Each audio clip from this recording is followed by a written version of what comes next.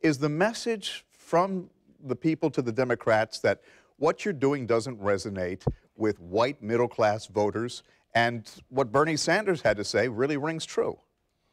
It's part of it, Bruce. I do think there is this great desire for change. I mean, that's a big piece of it. And I also think, and Kent talked about this earlier, there's a deep-seated frustration, disappointment, bordering on anger with some, as to the direction of the country, and maybe in the Rust Belt in particular. In Ohio, in some of those Rust Belt where you've lost manufacturing jobs. But clearly Donald Trump, as we've said all along, has tapped into something very, very significant, deep feelings in this country.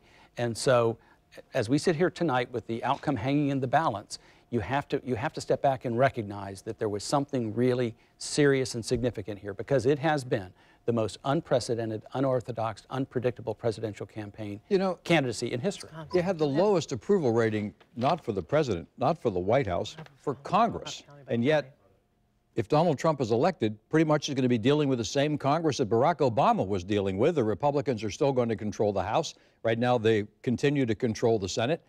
You're right, there is a great deal of dissatisfaction, except with my own member of Congress. Well, I do think if, in fact, and I haven't seen the final results yet on the Senate, but if we're getting a little ahead of ourselves, but if you have that, I do think you'll see some big policy shifts. For example, you very much could see repeal and replace Obamacare.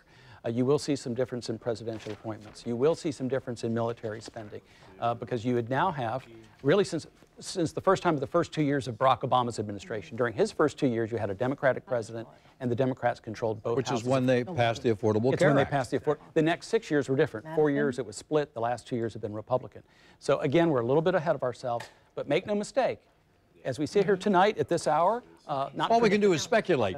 And there are some pathways here for both to win. There's a pathway for Hillary Clinton to win. There's a pathway for Donald Trump to win. But who would have thought 4 hours ago that it would be right here, right now?